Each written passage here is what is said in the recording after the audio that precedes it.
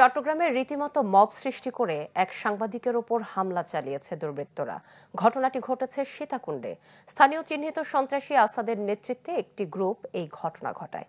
অভিযোগ, মারধর করে লিটনকে থানায় পর্যন্ত নেওয়া হলেও পুলিশ হামলাকারীদের বিরুদ্ধে কোনো ব্যবস্থা নেয়নি।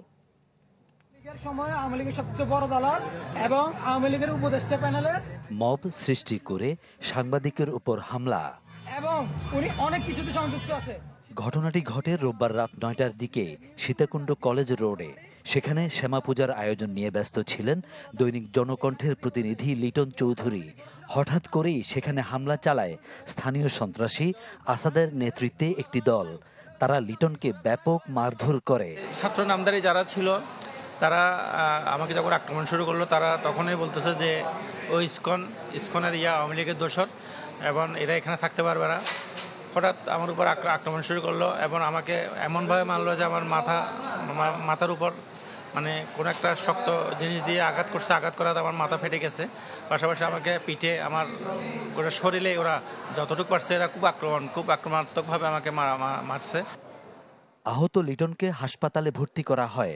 হামলার সময় তার কাছ থেকে নগদ টাকা, মোবাইল ফোন এবং স্বর্ণালংকারও ছিনিয়ে নেয় দুর্বৃত্তরা।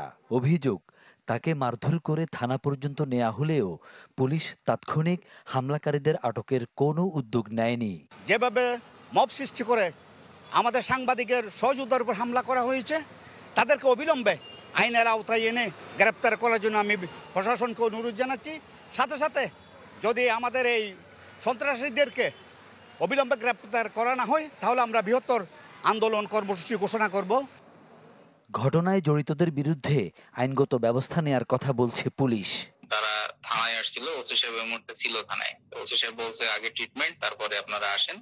যে কোনো অভিযোগ দিলে আমরা একটা যদি মামলার উপাদান পাই, মামলা নিয়ে আমরা আইনি কার্যক্রম শুরু করব।